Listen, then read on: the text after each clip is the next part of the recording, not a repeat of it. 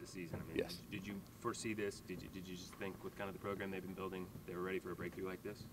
No doubt. Now, did I think they would be 18-1 right now? That's tough. But yeah, Lynn's done a great job. She's built it the right way, and yeah, I think everybody knew they were the team that was going to be on the rise. But yeah, what they've done has been incredible. What impresses you the most? What do you think has been the biggest key to maybe exceeding those expectations?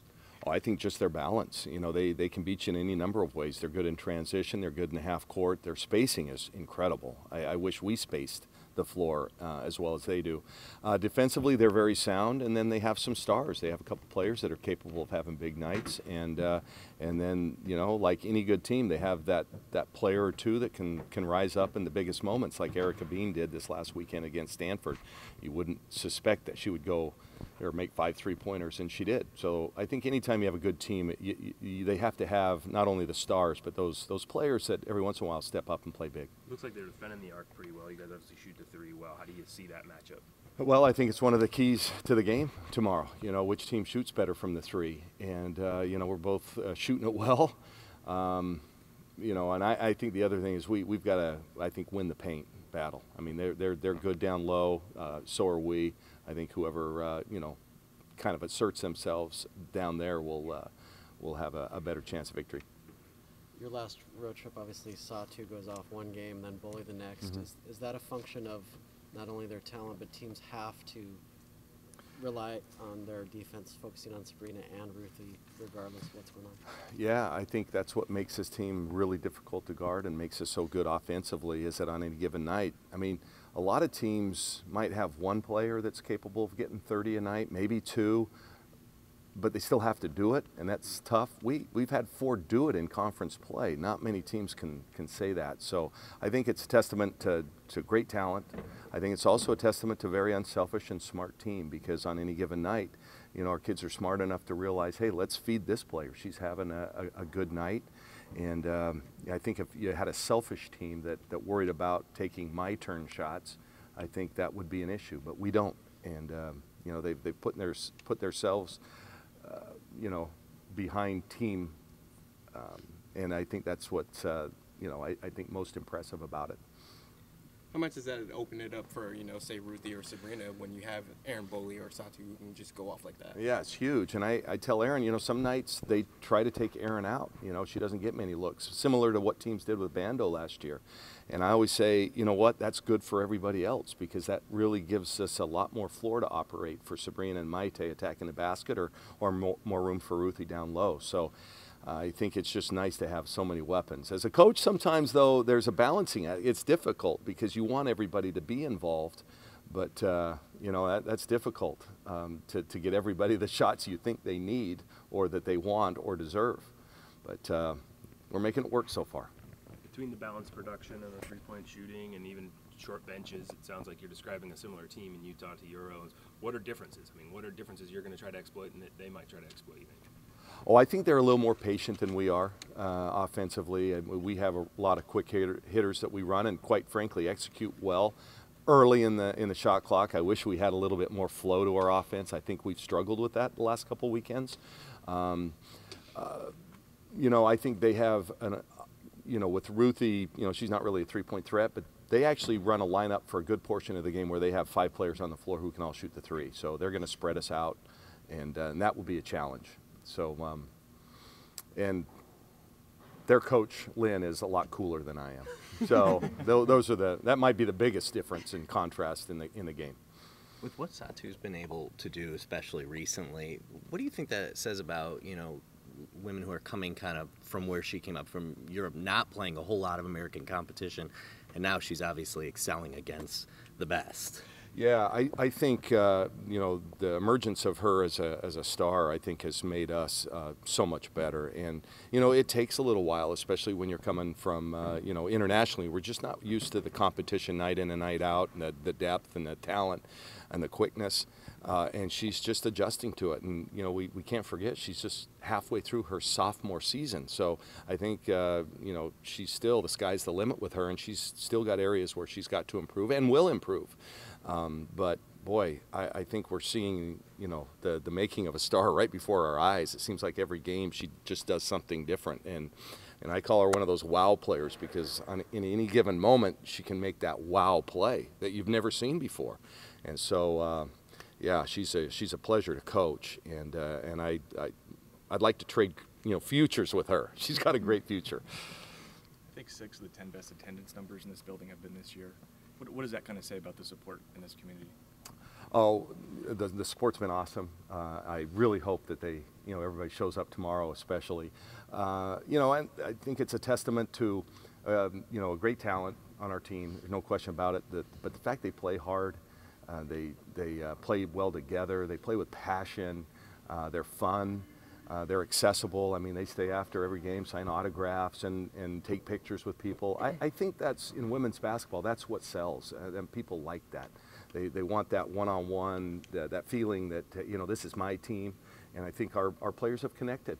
And, and obviously we're winning. That's a big part of it. But there are a lot of really good teams in the country who win and don't draw. So I think it's a combination of lots of different things. I think the groundwork, though, was set over the last couple of seasons with the continuity and the roster kind of thing, or? Oh, yeah, no question. It's something that's been building. And we, I know Adi and Maite often talk about and see old pictures of when they first played here, and there were maybe 800 to 1,000 people in the audience, and now you look at how many we have. It's a real testament to, again, just great players and a fun style. And I think the university's done a good job of marketing it. They see it. If you look around campus, there's an awesome campaign going on called, what are we? Wonder Ducks, all right? Forces of Nature. And it's really pretty cool. And our student, my student athletes got to feel good about, walking around campus and seeing, their pictures up, and that people are rallying around this team. I walked through campus just a few minutes ago, and I bet I was, approached by a dozen students. Hey, coach, we're going to be there tomorrow, and that's pretty cool. I mean, it was a 10-minute walk, and people are really into this team, and I think that's neat. People are calling Maite and Sabrina the best backcourt in the nation. What do you think it is about their partnership that makes them so strong? They're both, their basketball IQs are off the chart. I think Maite and Sabrina both complement each other. They can both, they're both highly skilled in multiple different areas, and they both really run the pick and roll well. And I agree, I think it is the best backcourt in the country. And they're both unselfish. I think Maite, I've been really impressed with this year because everybody else seems to be getting all the attention. This was an all-conference performer last year, and others have really kind of stepped up and maybe taken the spotlight, but she's fine. She just does her work. She's our best defender by far, not even close, and and plays such a key role in what we're doing. So I think if she had an ego, we might have trouble. She doesn't. She's a team first player. You talk about some of the strengths that she brings, you can't really see it on a stat line. What do you think some of the intangibles are, especially in low scoring nights for her that she brings? What is it? Calmness, defense, the ability to take the pressure off Sabrina. I mean, if Maite's not running the point, that means Sabrina is. That's a lot more difficult. I think when we can run Sabrina off the ball, it allows her more opportunity to create instead of run the club. I think that's what Maite gives us, and I'm glad that you're talking about her, and I hope that people appreciate what they've seen over the last 4 years with her because, she's going to go down as one of the all-time greats. There's no question about it. A couple questions about Erin. So she talked about the family atmosphere. How big of a part was that of your pitch to get her here? Oh, huge. Huge. I think that's what really sells. I mean, we don't have the beautiful weather during basketball season, and and some of the other, we're not. I'll leave it at that. But I just think that your team does better. They play better when they feel connected, and families are connected, and and it's just some part of the culture that we really foster as coaches, and we have and recruit the kind of players that will also buy into that. When a young lady asks me during the recruiting how many shots she's going to get or how many minutes she's going to play as a freshman, we move on. We don't want those kind of players. And, and Erin is certainly not one of those kind of players. She's a team first player like everybody else we have. And so we really promoted it, and we knew that that's what she was looking for when she was, looking to make a move. And what about you kind of gives off, in your recruiting style to find those players as an X-Factor player like that? Well, I've been doing this a long time, so I've kind of, trial and error. You kind of determine what works and what doesn't. You know, in the way I coach, we don't really play star ball. We really share it, and we're at our best.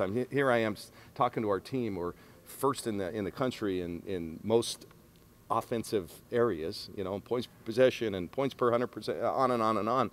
And I'm sitting here preaching to them the last few days. We have to share the ball more. We have to move the ball more. We have to get more flow because that will make us better. And so if we have those players that, no, I need to do this myself, or I need to run the show, or I need to be the star, then we struggle. It just doesn't work with how I coach and how my staff coaches, and then the kind of players that we recruit. Obviously, this season she's really come into her own. At home, do you feel like she feels now in her second year in this program? Oh, well, she had 31 the other night on 7 total dribbles. So it's pretty efficient. She's found a way to fit in, and she gives us something. You know, on any given night, she can just go off. I mean, and what a luxury to have. And, you know, we have some sets that we can free her up. We don't always run them because we have other weapons. But, boy, it's nice to know you have that microwave that comes in and just can heat up quickly. Last one, she seems to have found her passion in terms of her major here. Yeah. How important is academic advising and coaching and fostering those passions?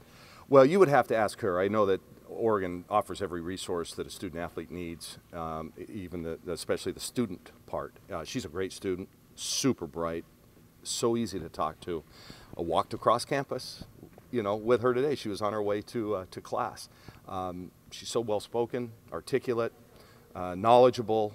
Just, you know, she really is a whole package. She's not just an athlete. She is a great student, and I would feel completely confident with her as a representative of our university with anybody. You know, she could sit down with Phil Knight. She could sit down with any other alum, you know, or president of our university, and she would be an amazing representative of my program and, you know, our athletic department.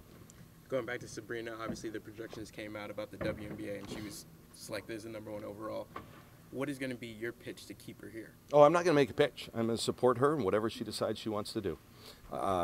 That's something that, you know, other people are worried about. I don't think she is right now. We haven't really had a chance to talk about it like in depth.